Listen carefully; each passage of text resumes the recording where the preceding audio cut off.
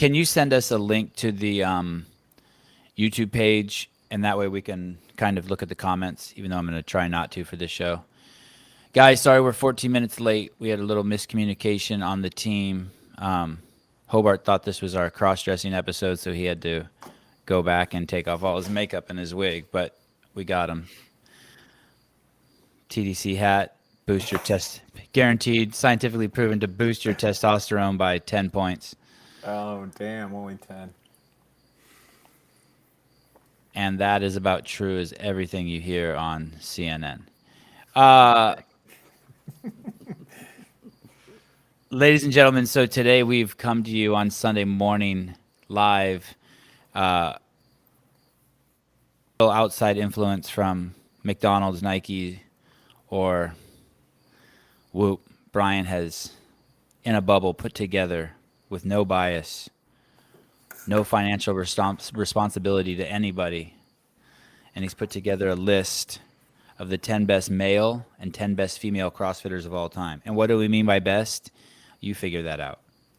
You figure that out. It has nothing to do with their hair. It has nothing to do with their outfits. You to go ahead and define best for yourself, but don't do anything stupid. And like when you go on the internet and you ask who the 10 best CrossFitters of all time, the first list that pops up has Rory and Dave on there. Rory and Dave are not on this list. I have not seen the list, but I guarantee you they are not, or this will be the last show James and I ever do with Brian, and we will be replacing him with Tommy Marquez. So, is that fair, James? Sorry, I don't mean to be speaking for you. Now what, James? He froze. It's a perfect way to start the best episode in the history of the Sevan Podcast. Good job, James. So we are going to start. Normally, a list like this would start at number 10. We're going to start with the men, and we're going to start at number 1. And the reason for this is that the more titillating choices, the more unknown choices, are definitely down at the bottom of the list, right? Because we know who the top 2 are.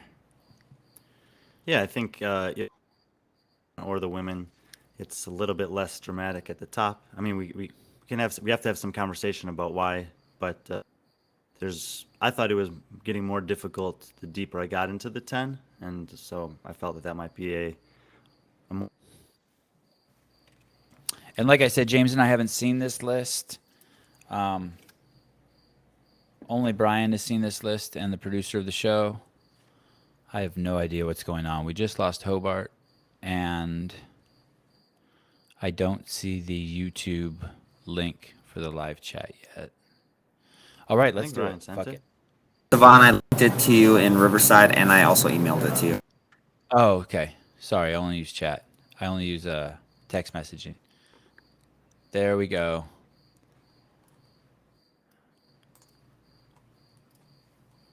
Okay, let's do this. We have one person watching. This is awesome.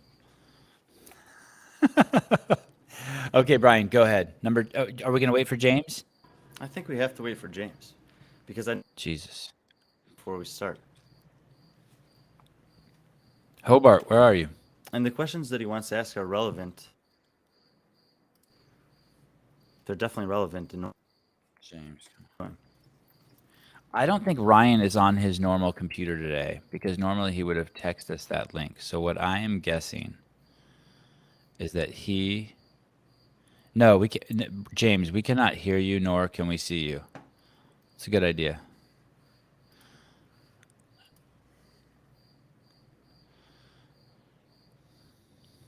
Man, oh man, 7:18. This is not good.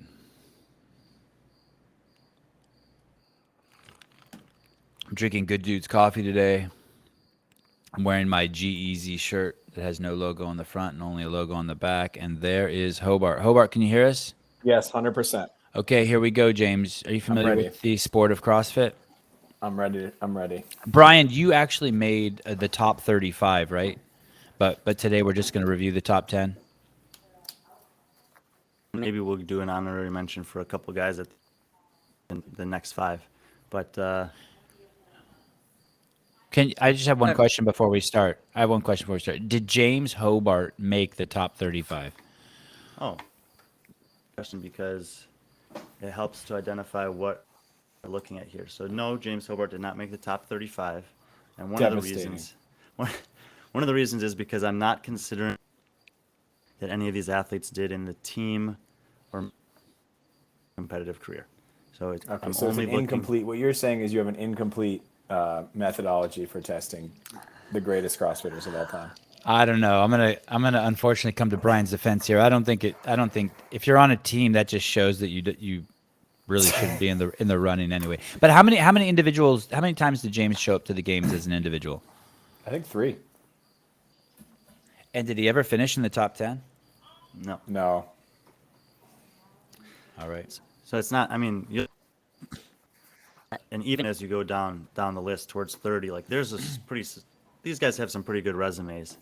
So it's definitely not a knock on James for that. He chose to have a competitive career as part of a team, and for this criteria, I'm not considering that. I mean, and that goes for some of these guys also have some team experience when making this list.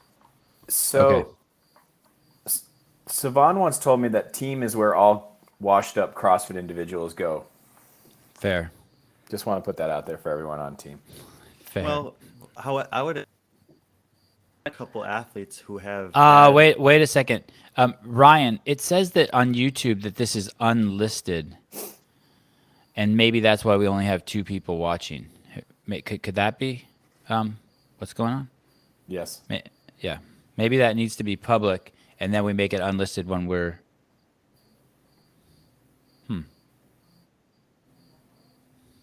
That's weird. It's public. Oh, okay. It takes a. Okay, great. Let's see if we can get it up to 5 viewers. Okay, because I think those 2 are me and Ryan.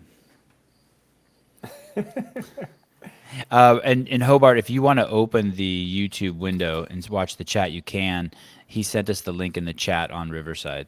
It's Yeah, up I'm in the going top. to. Oh, okay. All right, Brian. Sorry. Go ahead. Wow.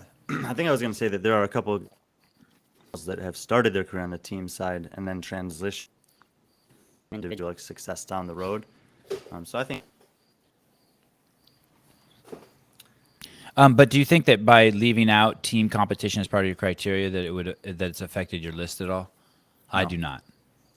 Okay. No, okay. So James, are there any other questions you want to ask before we start? Now, I want to specifically hear about your criteria, but I think that might sort itself out. I think we'll be able to have conversations about that, I think, as we go through the list. And Sevan, let's change it up. Let's start with number 10. Okay, let's go. Men, top 10. Let's start at number 10. Probably have it queued up there.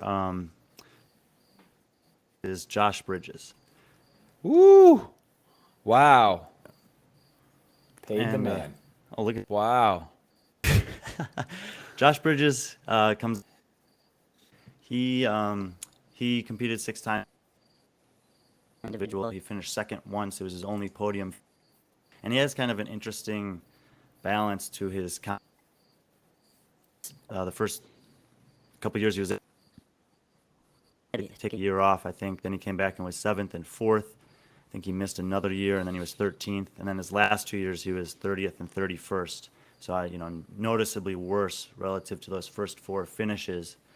And when looking at Josh relative to some of the guys below and above him on this, stands out for him is the number of event wins he has. He's 3rd all time in event wins with 8, and he's won some of the most famous in the history of the sport, and has some of the best sport, and won some of those events against some other guys on the.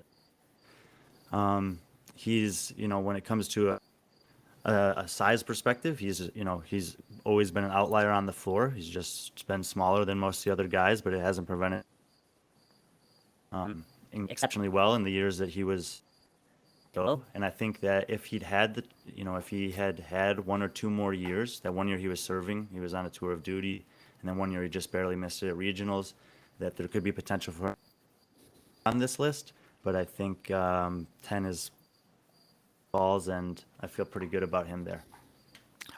2 things on that. Maybe being bigger would make him better, But the irony of him serving is if he would have never served, he probably would have never become a CrossFit athlete, because he used CrossFit in 2005 as a way to train specifically to become a Navy SEAL. And Josh is very, very open about the huge role that CrossFit played in him being a SEAL. And I think Dave has said that when Dave Castro was Josh's BUDS instructor, and said Josh showed up there fitter than anyone else, which is a testament to the training and Josh's hard work. I'm so happy to see Josh on this list. You don't even know, for the most biased reasons ever. I love Josh, and if there were one figurine that someone should make of a CrossFit athlete, it should be Josh Bridges. And I would purchase that. I just like that you included celebrations into your factor. Well, I mean, he's That ma- he's very well known for those, and I think it is notable that he's won that many games. And I were talking the other day that it's difficult to win one of. Miko Salo has one career event win at the CrossFit. It's 8, and than him, obviously, it's Rich and Matt. So, Holy shit. Wow. That's amazing. but the number that they've won jumps drastically, right? I won't we'll get to steal them your later thunder, on. but Brian, just out of curiosity, do you know who has the fourth most amount of wins at the CrossFit Games below Josh? And if so, are they in the top 10 list? There's a three-way top on that list, and 2 of those 3 guys are in the top 10. Okay. Interesting. Wow. Okay. Number 9. Well, one of those, number 9, it's a much more recent CrossFitter, and it's Brent.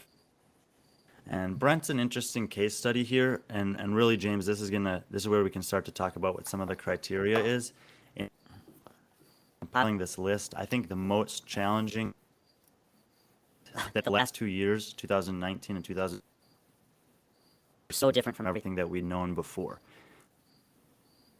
Look at Brent's performances at the games. He first made the games in 2016. He was 4th. The next year he was 2nd. Then we had the huge overhaul of the system to qualify and what actually happened when you were at the games in terms of cuts. And then the next year was COVID and the online version of the games. He did make it both years. He ends up finishing 23rd and 5th.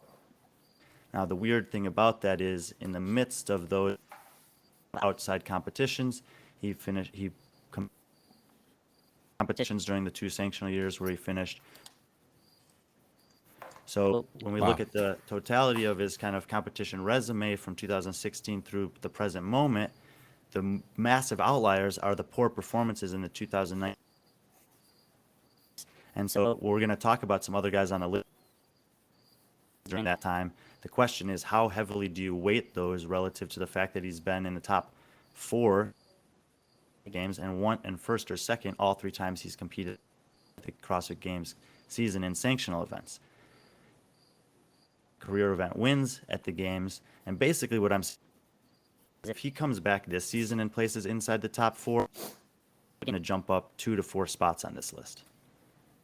And of all the athletes, just off the top of my head, he would be probably the best underwear model. Like if he were to parlay this into a modeling career, I'm just like, this picture that we have of him is amazing. But if he was in some Calvin Klein underwear on a billboard over the Santa Monica Freeway, sales would go up. is this where Tia beat him in that workout?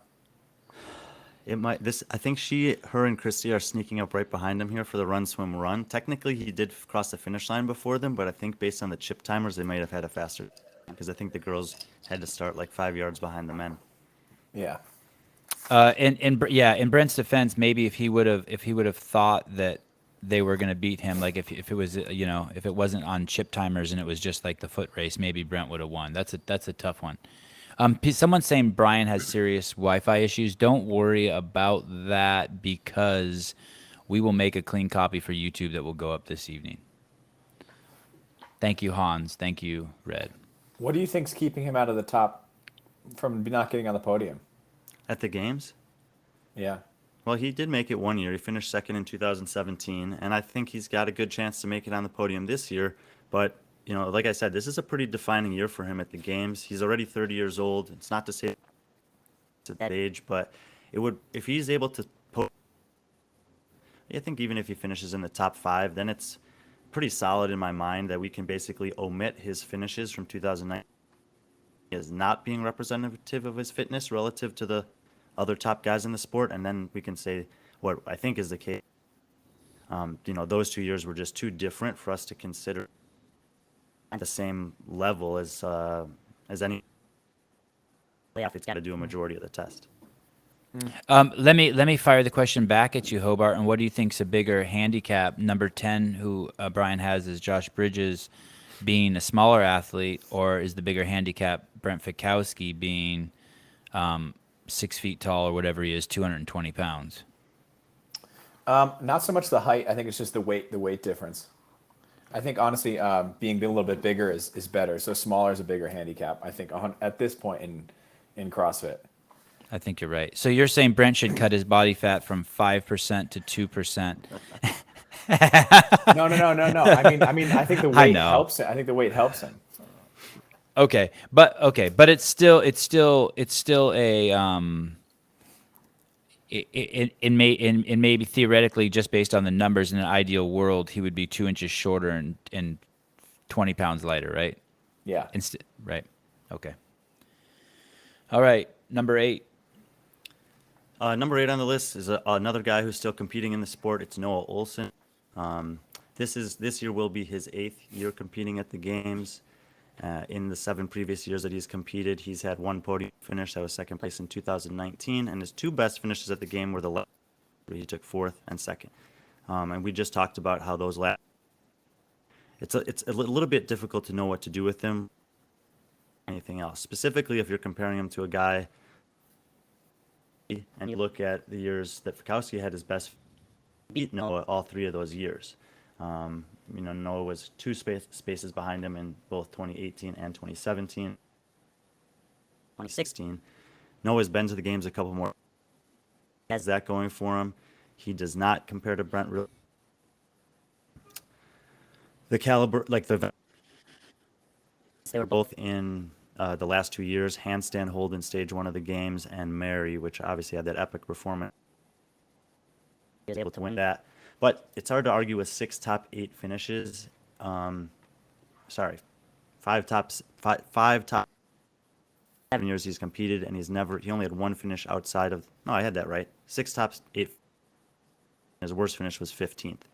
So I'm here that kind of edges him up for me, and it's just barely. I mean, if Brent beats Noah this, I would at least flip them on this list.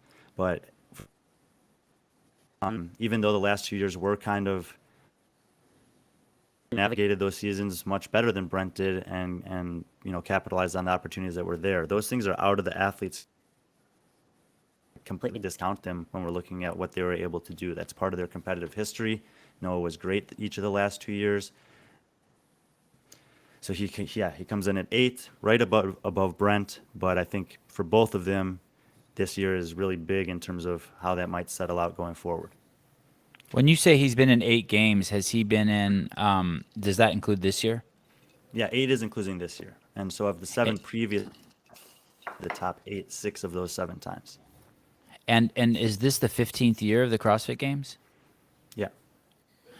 It's remarkable to think that Noah Olson has been in more than half the games in the history of the CrossFit Games. That's pretty freaking impressive. Yeah, and he's had a really cool growth in his career. I don't know. I think Noah. I like Noah's career a lot, and I know that's not like a criteria, but I think 8th is a good start for him. I'd like to see him do better this year than he did last year. What would a win do? What if he wins the CrossFit Games this year, Brian? Yeah, if he wins the game, then he could definitely. A championship holds a lot of weight, and you'll see some of the guys ahead of him currently that I think it would be ahead of if he were to win this year. I like it how we can see Ryan's browser. I wish there was one of the tabs said Pornhub or something, like he accidentally left something on, or Okay, go on. Number 7. What if it was that, but then the search was your name, Sevan? All right, so I would be Oh, wait, go flattered. back. This is a good one. Number 7. Woo! so numbers Carl Goodmanson, and I actually kind of have BK, Brent Fikowski all kind of grouped together here. It was difficult for me to kind of parse out which one to place ahead of the other for the time being. Similarly to Noah, this is going to be BKG's 8th year at the games. Damn. Had a worse start to his career. He finished 26th in his first year, but since then his finishes at the game have been 3rd, 8th, 5th, 5th, 3rd. 8th was last year in the 2020 stage 1. He, along with a couple other guys, just barely missed the top 5 by a few points. And we know that, like we've been saying, that these last was taking 3rd in 2019. Like that was Noah's only podium. BKG had podium previously in 2015 against a full field of competition, against a full breadth of depth of the CrossFit Games test. So that basically, in and of itself, is how I here. But I also feel like I'm pretty narrow on the games competition, but didn't give us the full insight. I also did consider some of their sanctional performances, and he was just better than Noah in the second to Fraser in Dubai. He won Iceland. He was 4th next year behind Vellner, Fikowski, and Roman Krenikov, and then he was second at Rogue to Patrick Vellner. So he's got a really good the CrossFit Games field too in those sanctional competitions, whereas Noah had 4 third-place finishes and an 8th the 5 times he competed. I think I used to jump BKG ahead of Olsen and Fikowski here, but again, he's right in the conversation with both of these guys. I feel like this is a huge year for this section of the leaderboard and of the rankings, and each of them has the opportunity to kind of either further separate themselves from the other guys or be passed by him if they do well and he does not. Go ahead, James. I was just going to say, like, I think he's another one of these guys, too. Like, in the criteria, he doesn't fit, but he's just, like, such a badass warrior. And he had crazy growth in the sport, too. Like, I remember when I competed against him in 2014. And then he came back a year later, and he was, like, a superhuman. And he just, I don't know, consistently gets better. I think he has an awesome attitude. Like, he makes no excuses for bad performances and just shuts up and does a lot of work, trains by himself a lot. Like, I think that stuff, I know you can't quantify it, but I think that stuff is super cool. But I'm curious to see who's 6th now. Before we go there, what's interesting? Did Fikowski compete against both Rich and Matt? Because what's interesting about Josh, BKG, and Noah is they also had to deal with both of these savages. Fikowski didn't make the games until 2016. He actually missed it by, I think, 1 spot 2 consecutive years from the regionals. So he never had the chance to compete against Rich in it. Okay. I don't approve of that lollipop in his mouth, by the way. That was Ryan's. All these pictures are Ryan's selection. There's no proof that there's actually a hard piece of candy on the other end of that, but I'm going to make that assumption. Number 6. All right, 6. Who's been around for a long time and he's still competing. He's making his return to individual competition this year, and it's Scott Panchik. So this will mark. Oh. What? No, I mean that's a good. I think number 6 for Panchik. That's a good fit. It's a good fit. Yeah, so Scott's got he's one of the most interesting guys to talk about in CrossFit. He's the only person inside the top 10 that has never finished on the podium at the games, but he has 4th place finishes, a 5th, and 3 6th place finishes, and his appearances is 11th, and that is wow. We've already talked about each of these guys. He had a 26th his first year. Noah had a 15th in his worst. 23rd and 15th the last 2 years. Josh had a couple of bad years. Patrick is never really 11th. Is not that bad at the games, especially if you've been there 8 times, and that's your worst finish, with all the others being 4th through 6th. Like BKG, he only has 1 career event win at the games, so it's another thing where he's kind of lacking against some of these guys. He won Fran in 2012, which was a 3rd of 3 end of the games. There was a small field of competitors there.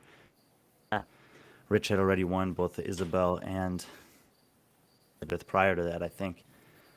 But just can't argue with consistency over time when it comes to Scott. I think he has the second most CrossFit Games appearances of any competitor ever, and his average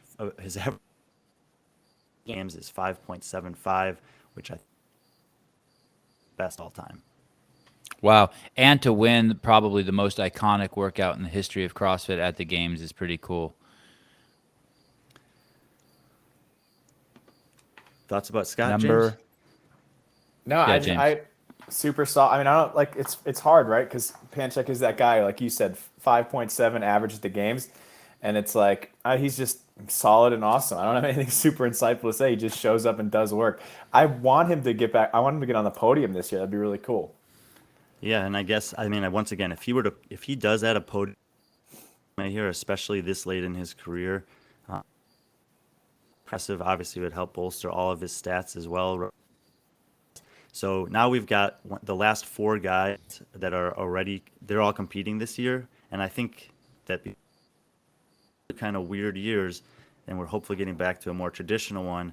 This is a critical year for all of these guys in terms of cementing their legacy.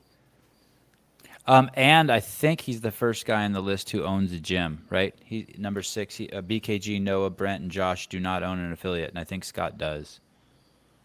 There we go. But a real quick question. This is a little off subject here, but did Austin Malleolo make the top 35? This is me just throwing rocks at James. He did. Hard. Jesus That's a hard Christ. rock. Oh, Jesus. All right. Would James have made the top 70? I don't know, maybe. All right. All right. I think so I'll take because I don't think there's 70 guys that have at least 3 games appearances. Probably alone would have been enough. Okay. Number 5. Number 5. Yet again, a guy who's still competing this year, and it's Patrick Vellner. I think Wow. more so. What? This just shows that maybe your list actually has some validity. I was touting it as as the official list. I mean, this is it. This is, but I was concerned because of rumors that you're a fanboy that it would emotionally affect your list. But the fact that you have Vellner so low, and I know he's your butt buddy, is amazing. Is amazing. So low, he's fit, man. I know, but if in Brian's world, he'd put Vellner as number 1. He loves Vellner. Well, I think that Vellner is same thing as Fikowski here. He comes on the scene in 2000. He had a year of team experience prior to that. He gets to the game 16. He takes third, and kind of did it. Didn't have any standout performances. Didn't have any bad performances. Winds up narrowly edging Brent for the podium that year. He comes back. He gets third. 2017, robbed of the podium by the Ricky Garrard situation, so he didn't get to stand up there with Brent that year. Took third. Comes back, has his best finish the following year in Fraser, and then comes 2019. He took a risk in event 1, and then he gets 6, and then those two things in and of himself keep him out of the top 10 that year. He finishes 16th. And then last year, old groin, he finished 9th, 1 spot behind BKG, and still within 10 points of making the top 5. For his sake, it was actually better he did 5 because he needed to rehab that groin. But the fact that his 4 front squat 6 months later was more than his 1 rep max front squat he single-handedly kept him out. We know he would have been in the top 5 that year if he was healthy, and we can safely assume that he would have done a lot better than 16th in 2019 if able to finish the test. His sanctional performances in 2019 and 2020, check this out. First at Wadapalooza, second at Rogue to Fraser, first at Wadapalooza, first at Rogue. Those are the 5 of the sanctional season. He won 3 of them and was second to Fraser in 1 of them, and 2 points behind Fikowski. I think it was 2 points at Dubai. It was really close. There's no one in the field beaten him in a live competition since 2016 except for Fikowski. Ooh. And all of these cases that I'm making, and the fact that, yes, he is a friend of mine and he's been very generous to me, I could easily have put him as high as 3rd on this list. If he places even inside the top, I probably will move him up that high. But I think just like Brent, he needs to prove that even after these 2 years where their placements are probably not indicative of the relative fitness, that he can come back and without Fraser in the field this year say, no, I'm the guy to beat. That I probably would put him all the way up to third. How often do you guys text each other? I don't text athletes very often. He didn't answer the question, James. But he just said you guys they're friends.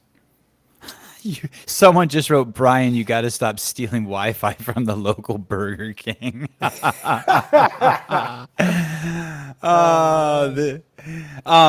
Don't worry, Matt. We will produce a clean copy on YouTube. This will not be the final version, so if you want to go back and hear my jokes, you can, and they'll make sense. I will say this about Vellner, and this has none of the scientific intellect that Brian brings to it, but he has a very well balanced composition as a human being of brain, intellect, and brawn. He has a very good attitude. He's clearly very smart. By good attitude, I mean attitude when you're at the games. He's very calm. It's lighthearted. He's also can turn it on and be intense. He's clearly smart when you communicate with him. He's well thought out, and he's strong as shit. So he probably has one of the best packages, I'd say. Whoa. Just a couple That's other a- things wow. about him. This will be his 6th year competing as an individual, which will tie him with Bridges, and it's also Fikowski's 6th year. He's got a 2nd and 2/3. His average finish at the games, even with the last 2 years, and he's won 2 events with an asterisk. Games. The events he won are kind of interesting. He won Chaos, which was that unknown event in 2018. He won the sprint obstacle course in 2017, which was a very athletically demanding event. And Ricky Garrard in the Hay in triplet or tri-plus, whichever one that one was that year in 2017.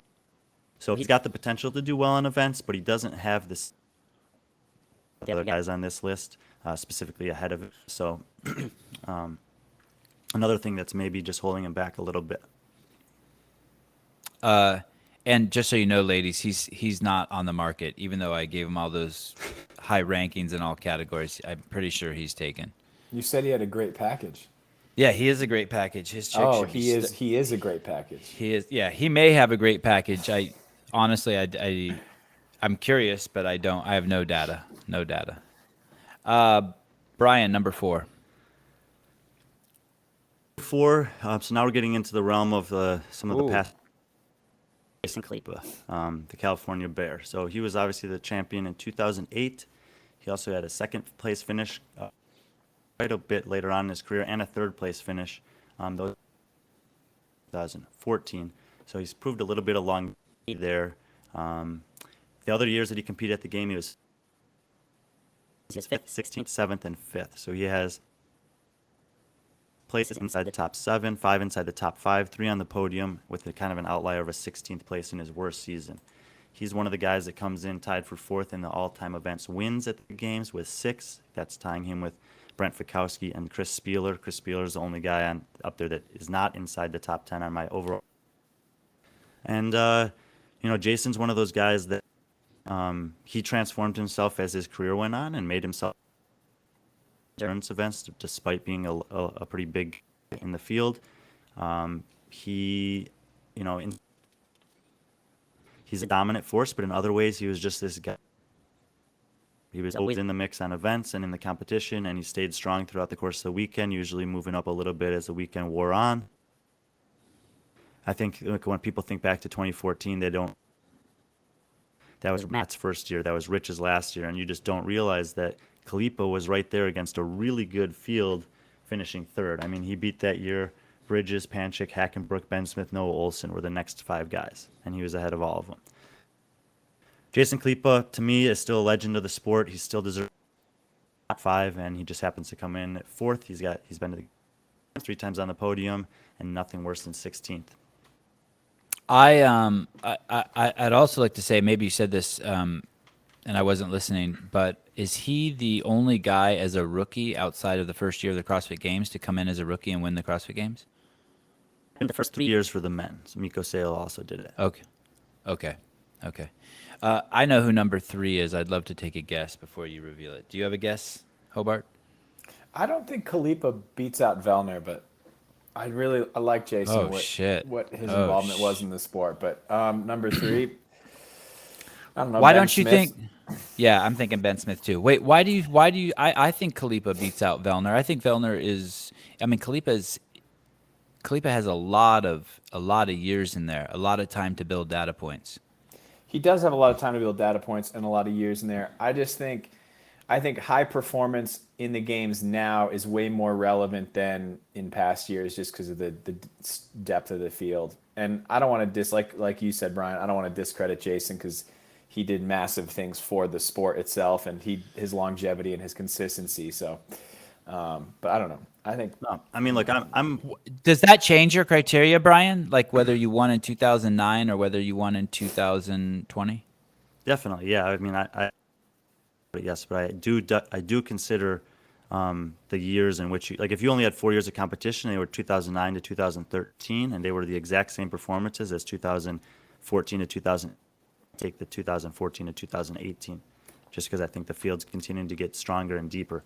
I have every confidence that that after this season, that Vellner, at least Vellner list for me. I just feel like he needs to prove me that the last 2 years were in fact a fluke, and that if he did, then I can say with certainty that his fitness never went anywhere.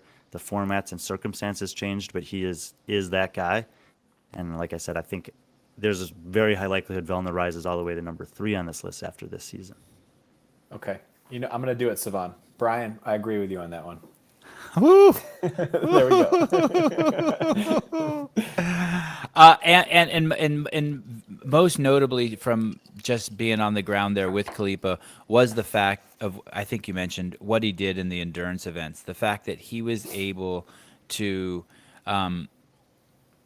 not just be the big strong guy out there, but to win endurance events and to really put the pressure on. And someone called him, I don't know who did, but the California Bear. I mean, man, at that row that year, he was something else. And what was the event where he peed himself after the event? It had a run in it. It was the one that I think even Rich walked in.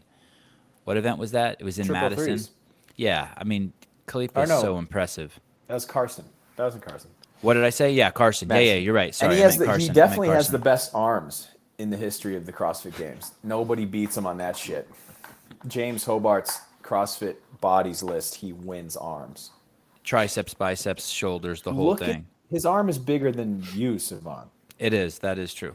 You know what I think was one of the most impressive individual events Jason ever did was Naughty Nancy, where he took 3rd place behind Bridges, who just and Froning, and really it was a great event because that was a pretty demanding weight for the overhead squats, but it was also a long run and hung right up there with Rich ahead of everyone else, and that's a good testament to what you're talking about, Sevan.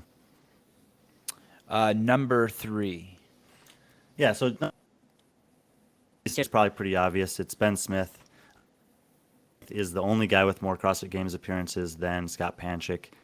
He's been to the games 11 times. He was invited one year, but he qualified the first 10 times he made it.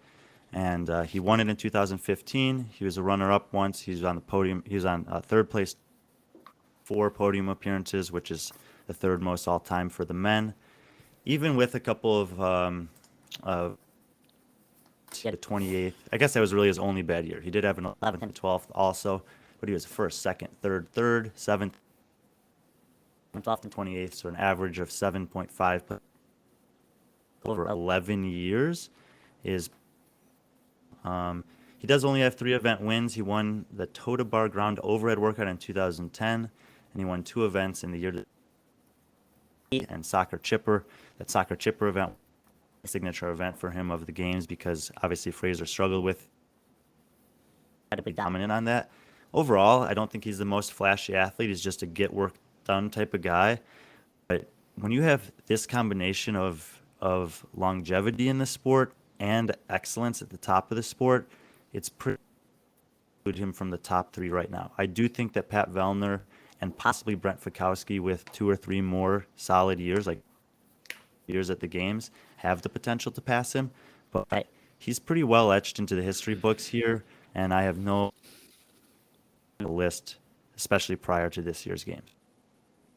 It is interesting what you say. He's not a very flashy athlete. Of all the guys that are going to be on this list, of all the guys I've interviewed, he's definitely the most soft-spoken. He kind of is the most difficult to get words out of. That's not a dig at all. And he probably has less notoriety than any of them in terms of just media notoriety and like in fan acknowledgement. Maybe Scott Panchik too. Although Scott is funny as shit. When you do get him talking, he says some funny shit. I I think all those guys I've heard, toss some dirt around and do some shit talking interviews, which is always fun. But I don't think I've ever gotten anything like that from Ben Smith. He is so chill. James, you like Ben here? I like Ben here a lot, yeah. And again, just because I've known him in the sport for a long time, and he literally came in as a kid. No, I think Ben's a super, and like you said, he's sort of like unspoken, kind of like Scott in this way, but more successful. Just his ability to do work, show up. It's true, more successful. He's got that championship medal, man. Yeah. No dig against Scott, but I don't know. I like that about him. Brian, He's unspoken. thank you for slapping Hobart and making sure he stays awake during the show. Number 2. I was seeing how many Instagram followers he had. Oh, that is, and how is he? How many does he have? What did you I think see? it was a little over like 455,000. It was just interesting. Yeah. I Not wonder one if of that's the- more than not one of the Scott. criteria I factored in. How many does Scott have? Can you see that easily, Hobart? I could just check. I remember BKG was like 177, and then like Noah and Fakowski had like 750. Wow. But hold on, 323 for Scott Panchek. Interesting. Yeah. Interesting. And Ben was one of the early guys to get really, really strong too, right? Right in front of that refrigerator. He got really strong with the wasn't back squatting his thing? He back squatted 500. I think he was one of the early guys to snatch 300. Right? Yeah, both sounds right. Both him and Scott Panchik are just. I mean, when I think about these guys, as good as they are at everything, the thing that stands out to me most is their proficiency at Olympic lifting. They just technique even under heavy loads, and I think it's one of the reasons that they've been able to be so good for so long. By that you mean injury free because of their technique, Brian? They lift a lot of weight. They do it regularly, but they don't do it unsafely. I don't think they ever push it beyond what they need to, or circumstances where they need to. Like in training, I think they train percentages with high quality of excellence. It's the only way I can explain how they can continue to show up for 10 years at these competitions and be in the upper echelons on every weightlifting test. Number 2, Ricky Garrard.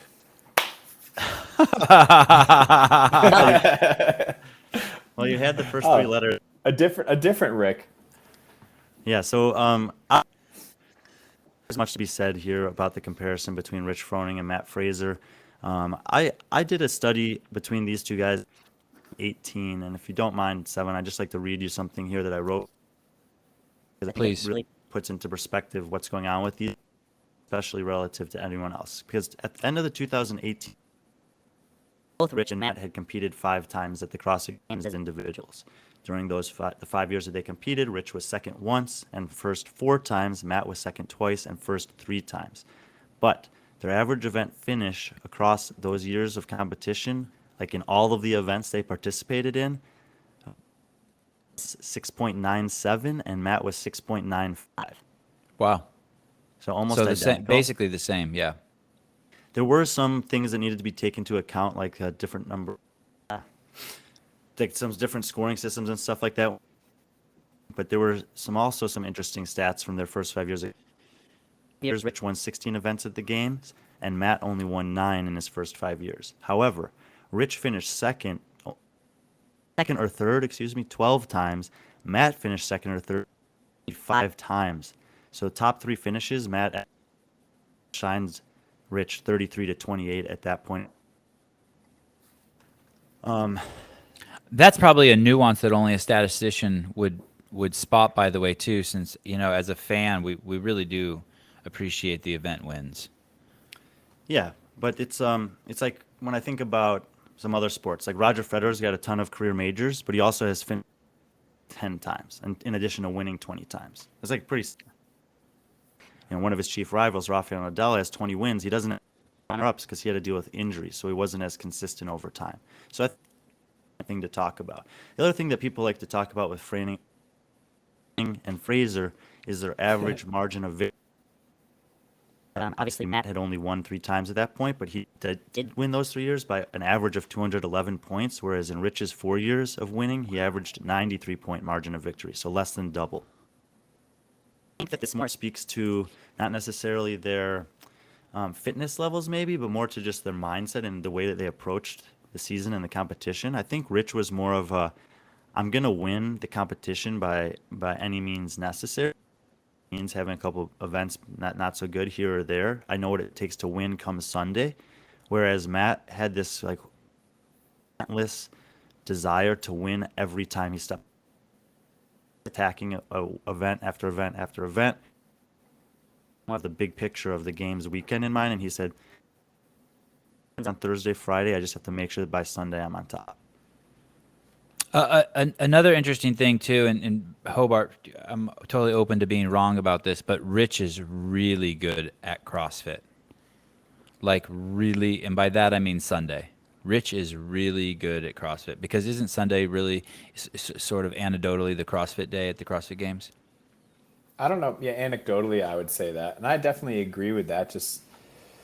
But I think at the same time, Matt is really good at CrossFit. But I think what you're saying is like, Rich doesn't have a ton of event wins in like the single modality stuff, or like things like I don't know, a bike race or something where there's a lot of odd object stuff. Is that kind of what you're getting at?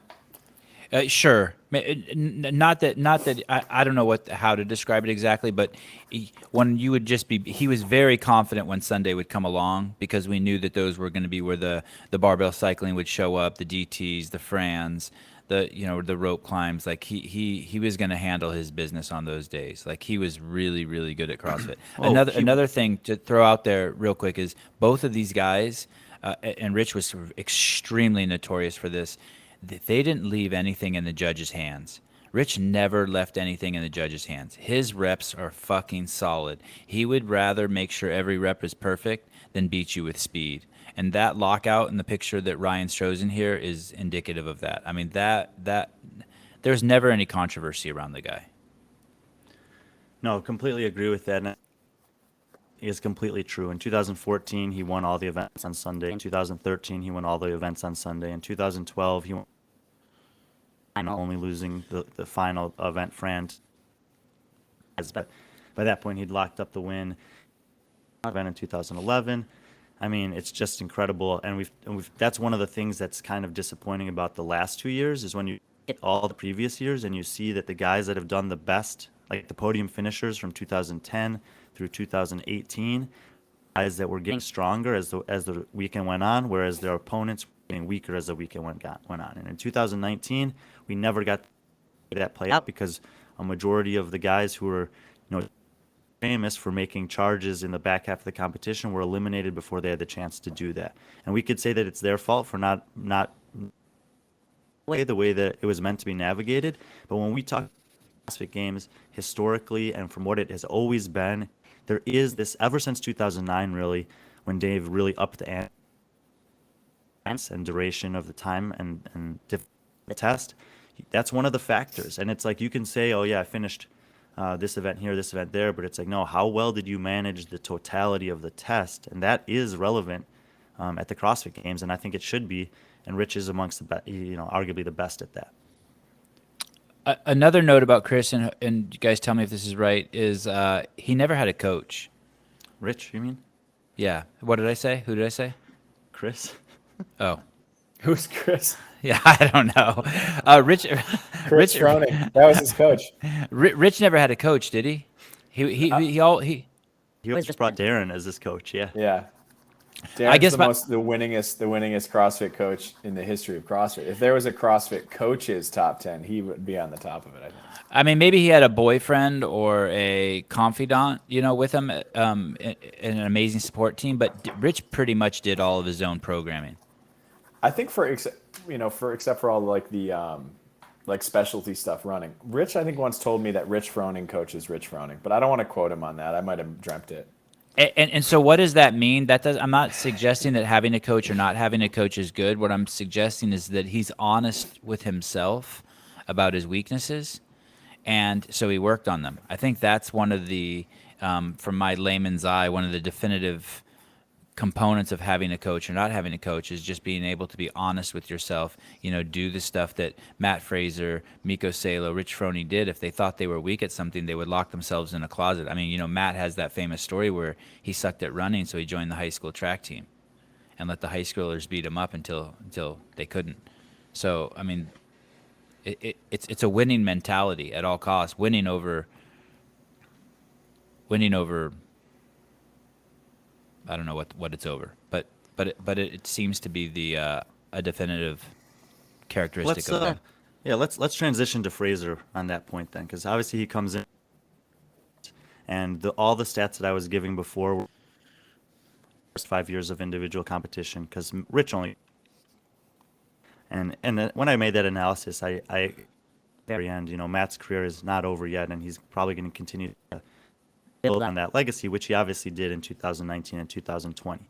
And as many times as we've said that those years were outliers, the thing that didn't change, no matter what the circumstances were, was who was the fittest. And Matt still rose to the top, and a variety of different challenges that weren't all necessarily fitness related to do that. Ends up retiring this season. Currently now he has 30 event wins at the CrossFit Games total. Now 14 of those come from the 2020 CrossFit Games alone. And that's kind of weird that you'd have half your one season. So why is that? Twofold. One, second stage of the games, there was only 5 people compete. So, if usually you have to beat 39 guys to get an event win, you only had to beat 4. So it's kind of weird to consider those on the same caliber of event wins as Rich's 16. But when you look at stage 1 of the games, there were still 30 guys competing. There were 7 events. 4 of them were CrossFit events, like classic CrossFit events, and 2 of them were single modality, one weightlift, a handstand hold, and a row event. And he won the 4 CrossFit events. Damn Diane, Nasty Nancy it was called, and Awful Annie. He won all 4 of those. And so when you talk about Rich being good at CrossFit type tests, I mean, Matt was 4 for 4 in his last year of competition against that field in the classic CrossFit domain workout, and 5 titles, 2 runner-ups. And if you look at his off-season resume, I don't think he's lost a live competition since 2015 at the games. I think it's undisputed number 1. Let me ask you this. Did you consider the fact that when Rich and Matt were both at the CrossFit Games together, Rich did beat him? Yeah, I mean, obviously that's the case, but Rich also didn't win in his first season, and if you're talking about a guy breaking into the scene, going up against the current best of all time, beating Kalipa to finish 3rd, beating all those other guys I listed that were behind Kalipa that year, that's a pretty impressive start to his career. The bigger question is how come he wasn't able to beat Ben Smith in 20. But, that's just a testament to how difficult it is to win. And he has admitted that his off season wasn't as dialed in as it could have been that year, that he wasn't making the best diet choices, lifestyle choices. Commitment after that, to put all of that aside, he wrote Matt Fraser or Why I'm Retiring article last January, and he talks about these crazy sacrifices that he made and really minute decisions he made, giving himself every win, and that's what he relentlessly did. Let me ask you this as a hypothetical, and you don't have to answer this, obviously, but what if Rich would have beat Graham that year? What if Rich would have climbed the rope and beat Graham? Would you put him at number 1? Probably point after 5 maybe, but I think that that Rich and Matt seem to have this different mentality they talked about going into the games. I mean, Matt has less career finishes in the bottom 10, less career finishes in the bottom 20, more career finishes in the top 10, finishes in the top 3. He's just been better to the fields. And like James talked about earlier, the fields are deeper and more competitive there to begin with now than it was in 2010. Just a quick digression. Michael, just so you know, we will be putting a clean audio version of this on YouTube. We're really sorry that Brian's audio is breaking up because he is actually plugged into the router now. We did a speed check before. Everything was fast and fine. We have no idea what's going on, so we apologize. But this will be fixed on the final output, which should be up later tonight. Are you okay, Hobart? I know that with the Fraser Froning 1-1-2. What is your? Are you struggling with that? I'm torn up over here, man. No, honestly, I feel the same way about this with Brian's criteria. I think if Froning competed at individual a couple more years and beat Matt again, if that had happened, I think this story is different. And if you take into other criteria too, I don't know. I feel like Rich has done what Rich has done in the sport entirely. I don't think will be touched by anyone for a long time. But man, just the way Matt, two things, like Brian said. One, his competing outside of the CrossFit Games season and his success there. I think that's really hard to deny. That was something Rich never really got involved in. And just the way Matt beat people, that event, the standard in 2019, when Noah caught up to him on the snatches, and then just like Matt grabbed the bar and did like a set of 5. I think there were times when Matt held back even when he was beating people or winning people at the games. And the times where you got to see him just kind of flip that switch and go for it. There's this story. One of the judges who's on seminar staff was judging Matt during the parallel handstand push-up, kettlebell overhead walking lunge finale. That was the Fibonacci final, and that was what, 2018, Brian? Fibonacci finale was I think it was 2017. 2017. Back in 2018. The one with it finished with the kettlebell overhead walking lunges, and it had parallel handstand push-ups in it. And I think, Matt was sort of like hanging on and a little bit in the lead or like neck to neck with everybody. And he looked down at the judge and say, hey, should I turn it on now? And then just finish the thing unbroken. I think there was even levels of his fitness that we didn't really get to see in competition. The online events in 2019 that he demolished, I think were extraordinary. 20, when was Damn Diane? Yeah, 2020. Yeah. So yeah, I'm not torn up about it. I think with this criteria, I'm not torn up about it. There's a point. Go ahead, Brian. There's a point that James makes there that I think is extremely relevant to sport in general. Like nowadays, people want to talk about Jordan. The reason about Michael Jordan is not only was he basketball player of all time, but he paved the way for professionalism in basketball and redefined that for what the sport could sustain in terms of sponsorships and outside endorsement deals. Tiger Woods did that for golf, and Rich Froning did that for CrossFit. Yes. To be a professional athlete in this sport off the competition floor. Based on your performance on the floor, you could create opportunities that allowed people like Matt, all the other people that are now professionals in that have. And that is something that no matter how good any other athletes ever become and might surpass them in terms of physical feats, he alone can really lay claim to. I want to say this about Rich. I think that there's never been a more charismatic CrossFitter in the men or women's side of the field. He was the complete package. That being said, I don't think, and we'll get to this here on the next episode here, which we will take a small bathroom break and get to. We're going to do the top 10 women. I don't think psychologically defeating, there's a more potent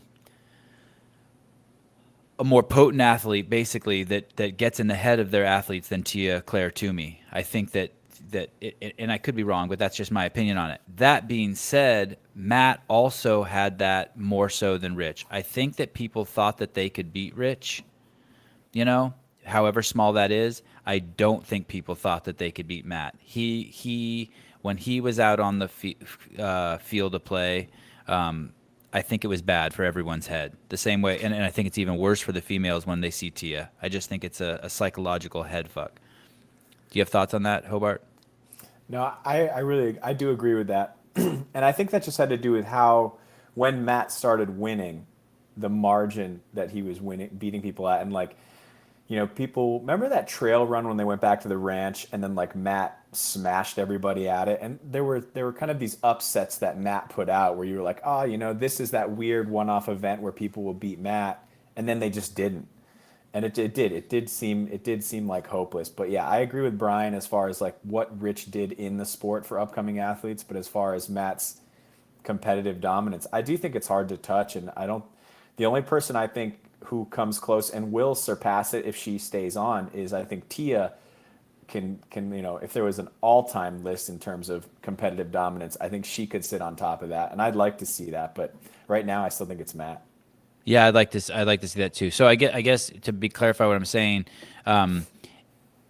in the order of who was I think that there were some very few, but some people who went out there who thought they could beat Rich. Like I think like Khalipa thought he could beat him, and then I think that there were some people who thought that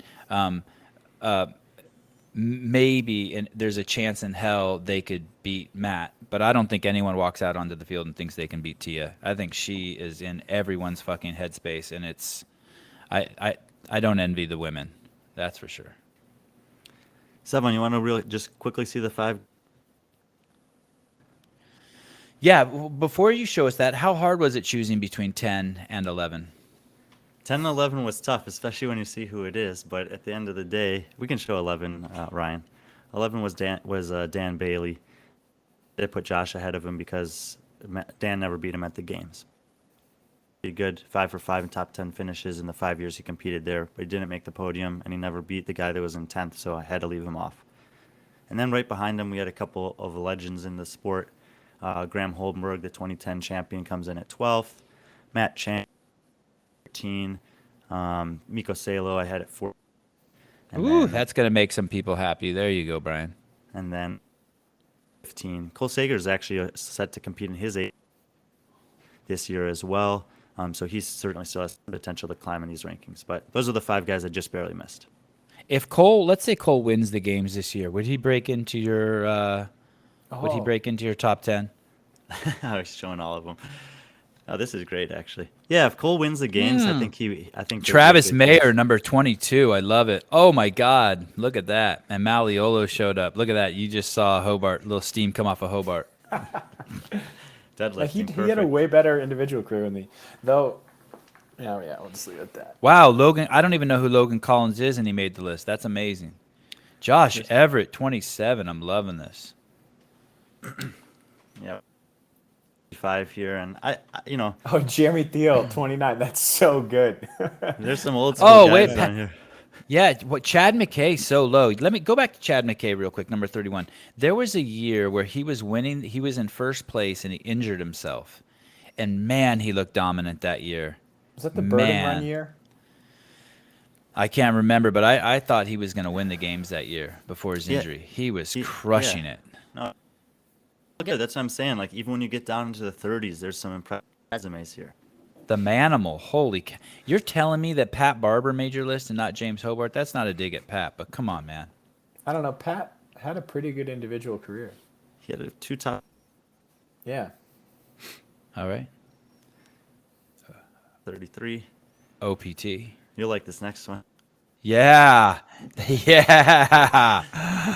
My boy Lucas Parker. And then only went down to 35. I stopped there. Stonehenge. He's awesome. He's a legend. Yep, for sure. And it's good. It's cool to look at that because you can see, like, obviously there's a ton of incredibly. It just gives a little merit to the guys that did end up making the top 10, I think. Ben Stoneberg, probably fewer Instagram followers than anyone who ever graced the field at the CrossFit Games, and yet he's still in the top 35. I love it. All right, guys, thanks for tuning in. We're going to take a small pee break, and we will come back shortly with the top 10 women of all time in the history of CrossFit. And like I said, please excuse us with Brian's audio. When we put up the final rendition of this, the audio will be clean.